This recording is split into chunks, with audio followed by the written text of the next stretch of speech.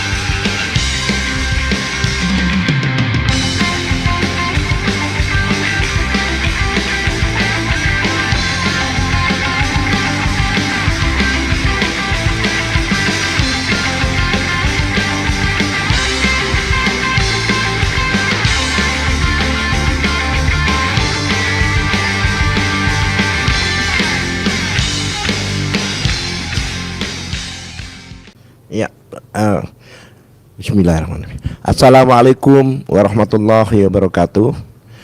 Ya, alhamdulillah dalam hari ini kita telah rapat ya, yang mana teman-teman sudah balik ya. Kami beberapa orang melakukan press conference podcast ini atau press conference ini.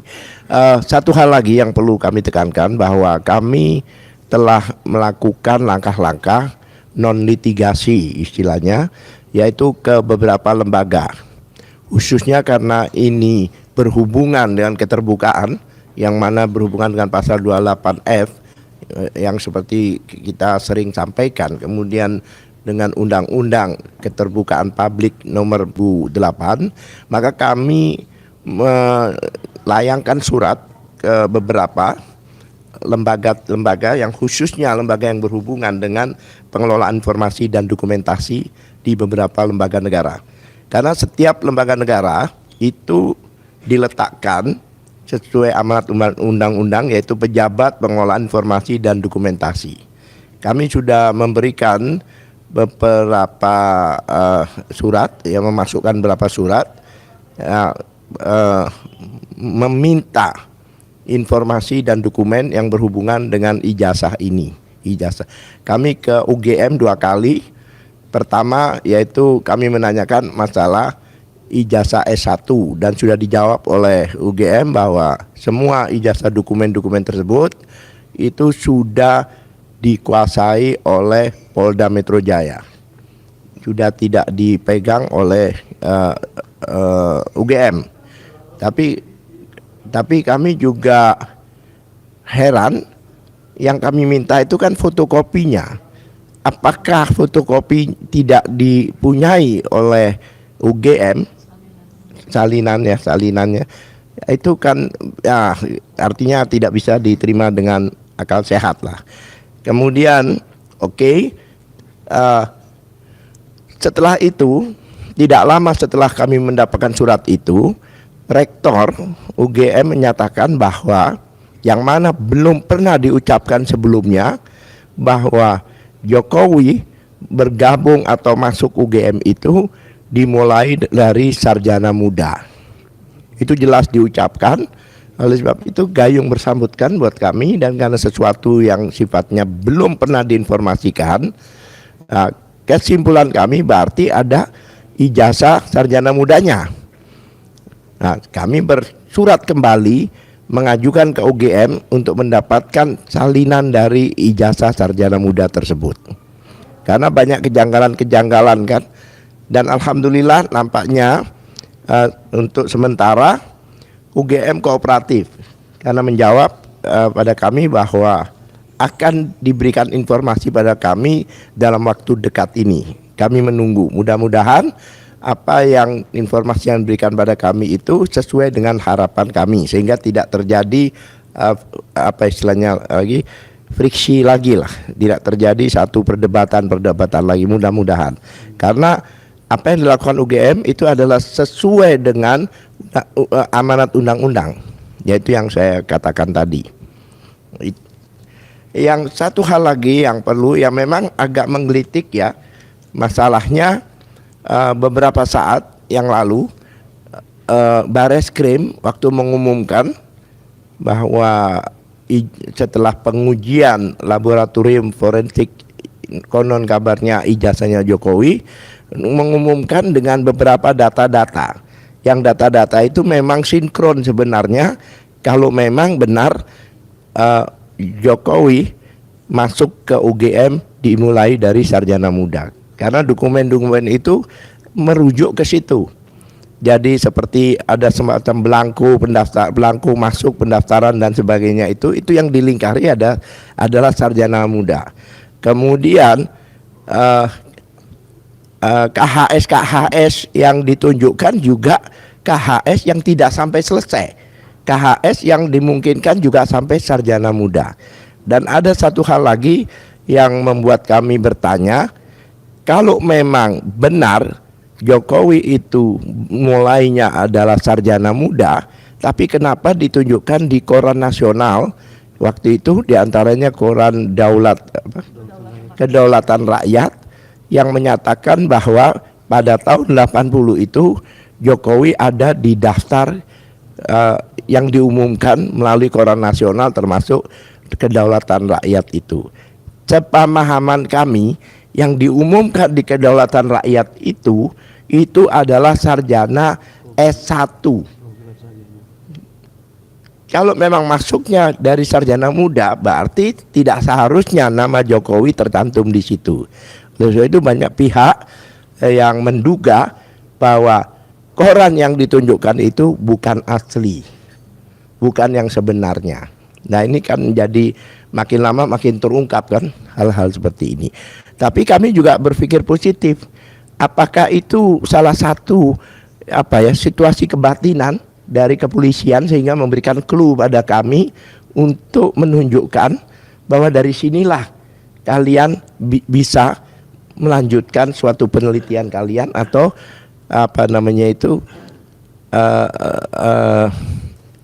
penelitian maupun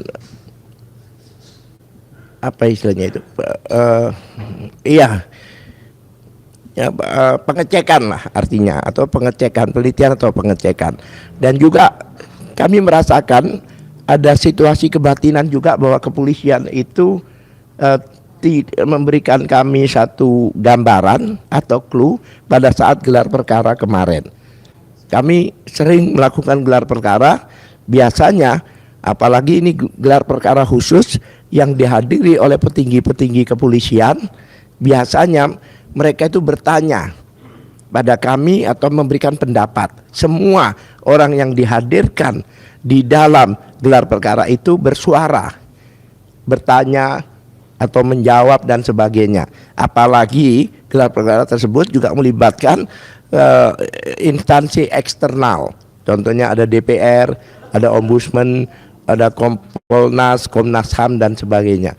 Itu tidak satu pun dari mereka 3 jam sampai hampir 4 jam itu yang berbicara. Jadi hening gitu. Jadi yang berbicara itu hanya 3 pihak. Satu adalah penyidik yang menjelaskan hasil penyidikannya, atau penyelidik waktu itu karena belum ada penyidikan, yang menjelaskan hasil penyelidikannya. Kemudian dari pihak yang dalam hal ini sebagai moderatornya yaitu Karo Wasidik sendiri, kemudian dari kami dan dari pihak Jokowi. Sedangkan yang lain itu hening. Bahkan direkturnya sendiri juga tidak ikut berbicara. Nah, ini apakah ini satu clue bahwa mereka tidak mau ikut terlibat terlalu dalam masalah ini. Jadi situasi kebatinannya itu seperti yang kami rasakan, bahwa ini adalah menunjukkan bahwa mereka tidak yakin juga.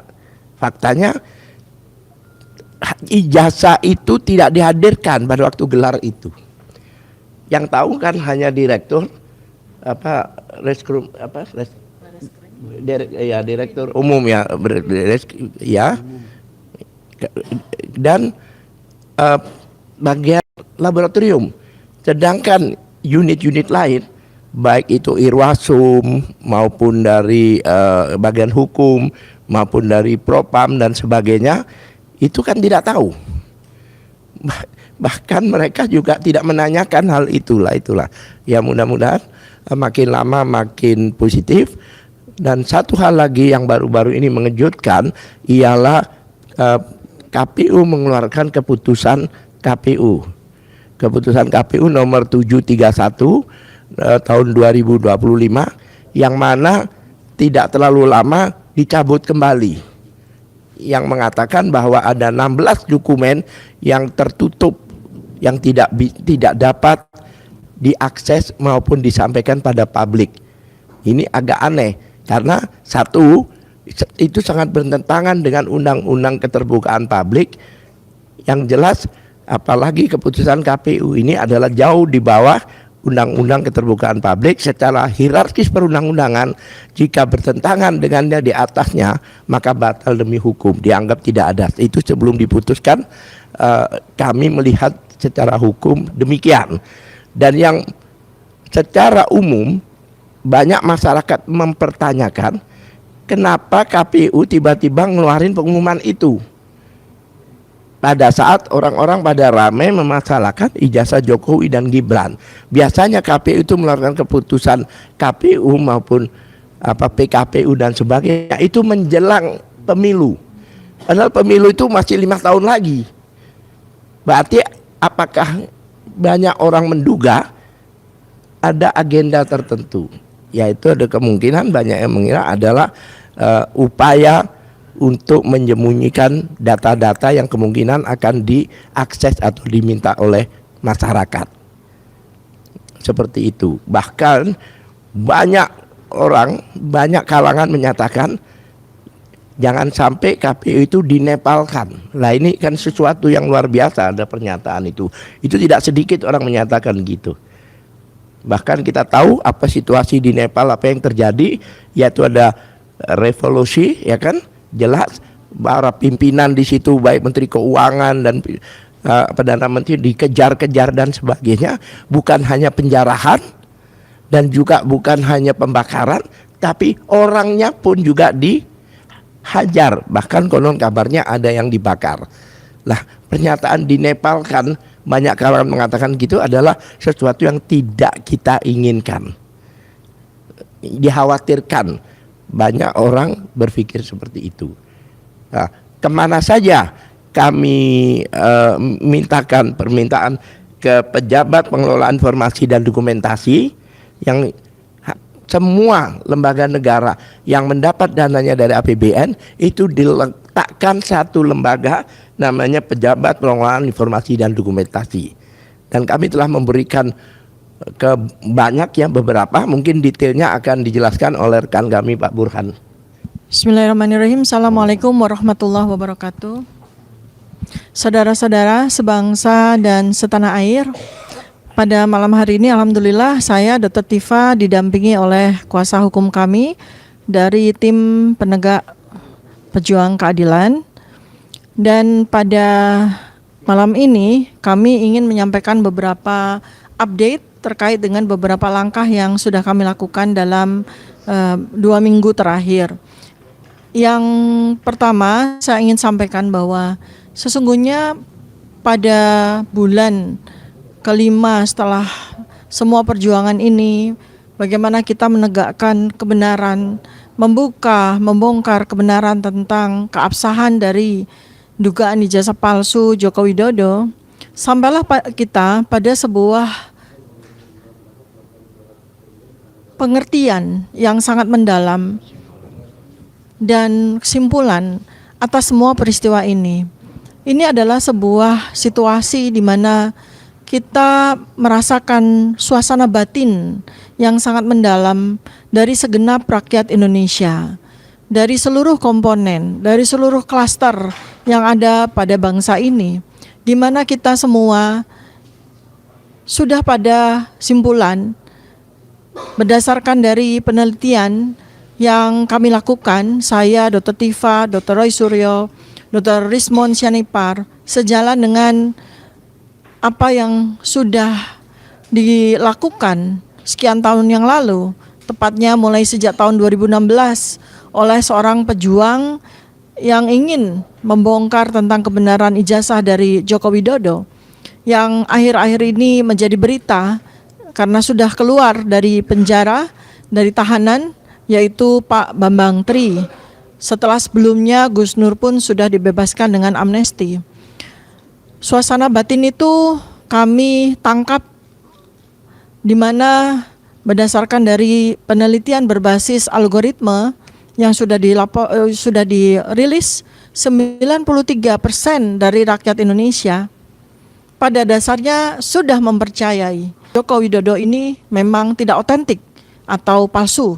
Dan kami secara saintifik juga membuktikan dengan metodologi kami bertiga dari sisi ilmu telematika, digital forensik, dan neuroscience behavior, neuropolitika, kami memaparkan di dalam buku kami Jokowi's White Paper yang merupakan sebuah kajian ilmiah bahwa memang betul ijazah Joko Widodo itu tidak otentik atau fake.